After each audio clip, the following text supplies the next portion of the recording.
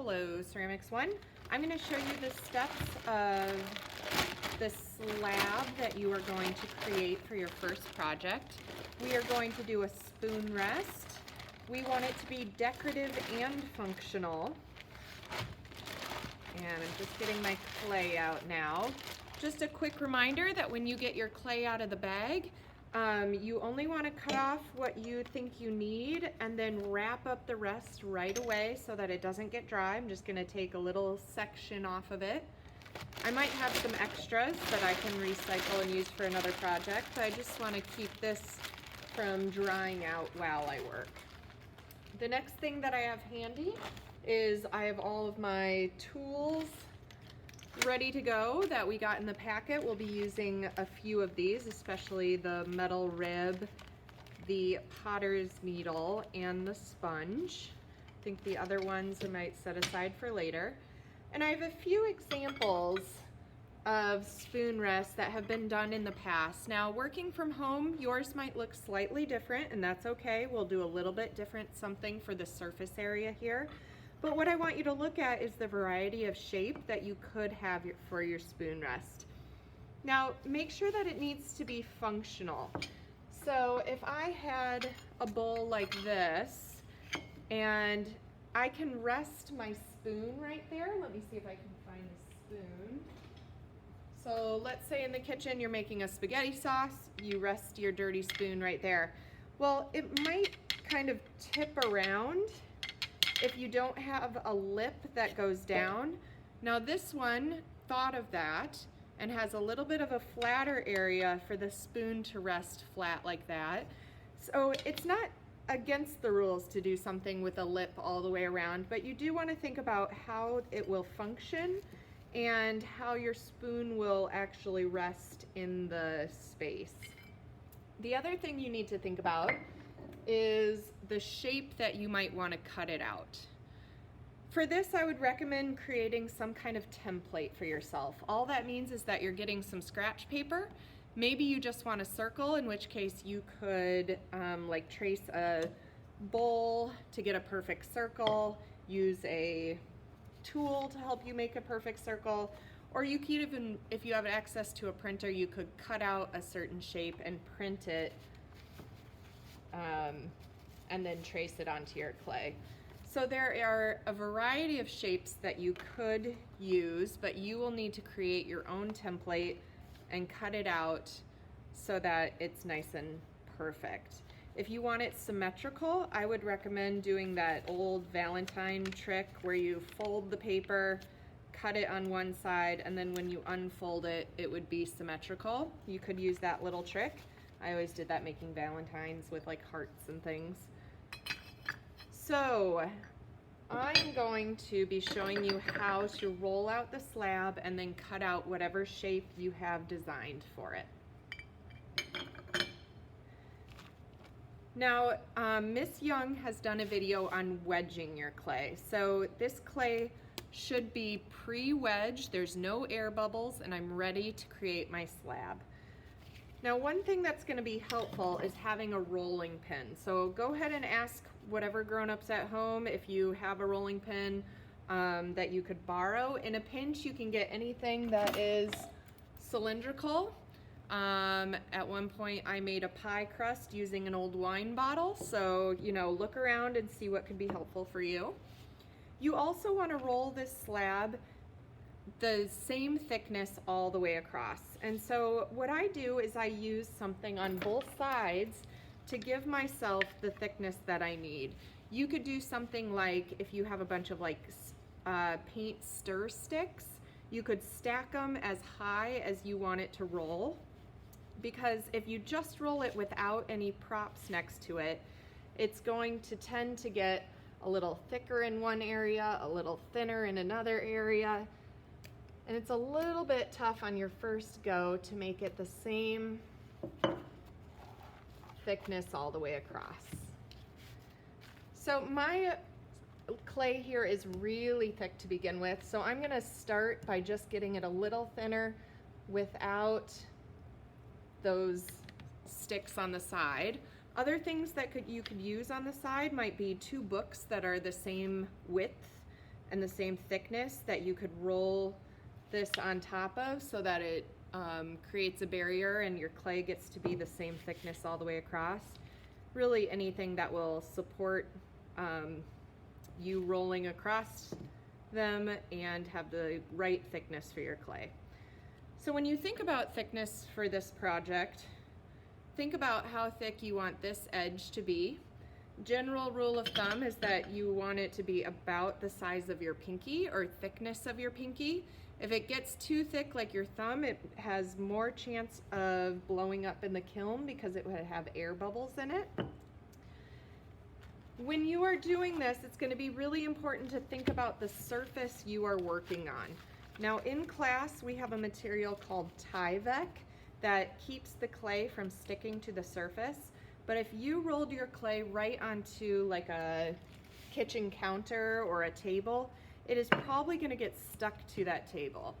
So I would recommend maybe taping down some wax paper, or if you have like a plastic like Target bag, you could cut out a section and tape it to your table. Anything that would keep the clay from sticking, because it will ruin your project if you roll it directly onto the counter and then you try to get it off and it's going to be a huge mess.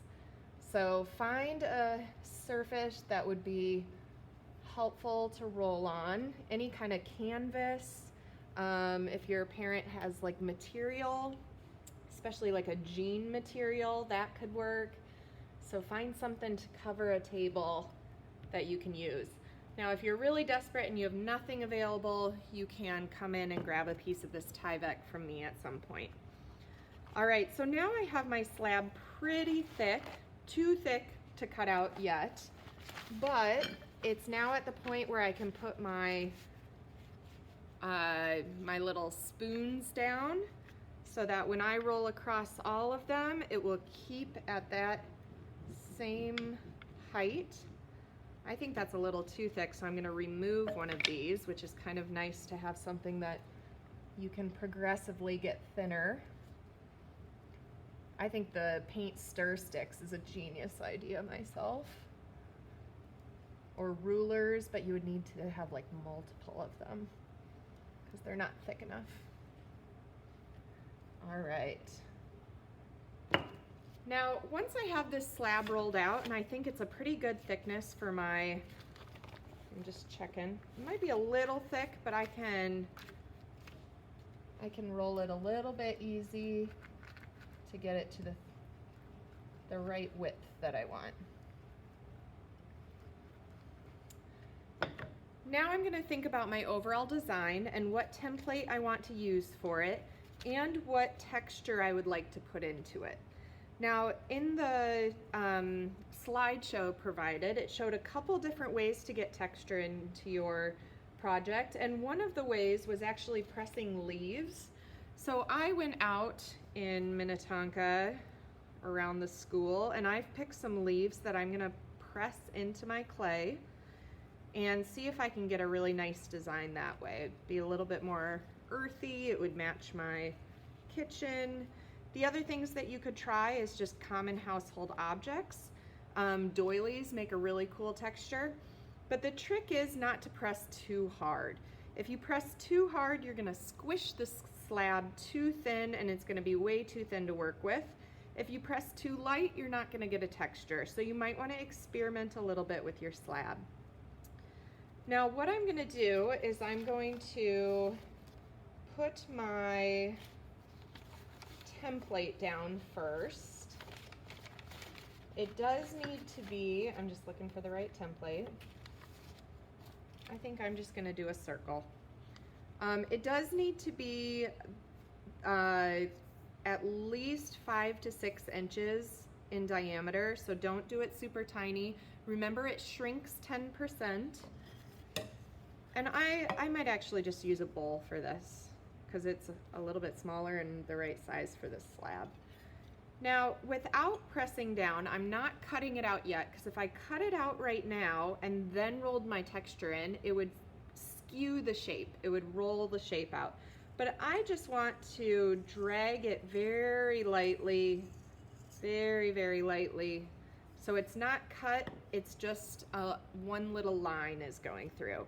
And what that is gonna do is it's gonna allow me to place my textures into it in a way that's informed, and I know exactly kind of where they will land on the form. So I am going to place some leaves down. I've never used this kind of leaf, so we'll see how the texture takes to it. And I'm gonna try a bunch of different leaves. I've never done one that is all different kinds of leaves, and I found a bunch. So I'm kind of curious how that would look as opposed to just one kind of leaf the whole way around. So whatever you choose, you are going to be thinking about how the texture would press in and just some composition, like where you want those to be. Maybe I'm just kind of placing them throughout, but maybe you want like leaves to be all the way around, a little more organized. This is a little bit more natural, like a fossil or something. I'm just kind of experimenting. I am laying them down with their veins into the clay so that when I press, I will get these kind of veins to press into my clay more. I think that would look a little bit better. All right. Now that I'm ready to press in, what I'm gonna do is I'm gonna put my rolling pin on top, and I'm just barely pressing, very, very lightly, barely pressing down, not enough to move the clay, just enough to get the texture to press into the slab. Once I feel like I have those leaves kind of pressed in, I'm gonna take my potter's needle and I'm gonna very carefully remove them without causing too much damage to the clay. So I kind of lift it up, lift up those leaves. Trying not to mark the clay with the tool, just getting the leaves out. And if I end up wanting more, I could always press more in, but I don't want to mess up what I already have going for me here. So very gentle removing those.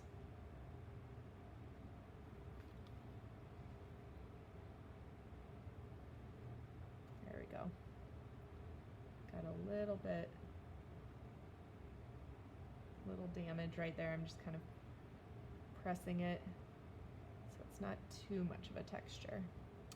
All right, I think I like that. I'm gonna go with it. Now that I have my texture there, it's a little light, but I kind of like that. I think the glaze will bring out the texture anyways. Now I'm gonna actually cut it out for good, because now I don't have to roll it and it won't skew anymore. I like it how it is, and I'm gonna go ahead and cut it out. So I either put my bowl or my template or whatever paper you have cut out for this down. And when I cut it out, I'm gonna be really careful about the angle of my tool. If my tool is at an angle and I'm cutting, it's gonna really make a mess down there. I'm gonna try to keep my potter's needle at 90 degrees so that all the way around it is constantly perpendicular to the table. So I'm just gonna hold this on, press down, and you kind of have to be confident with this first cut, because if you're going over and over and over again on the cuts, it looks very messy. So you just need to make one good, confident cut with your tool perpendicular to the clay. I'm gonna pop this off. Oops.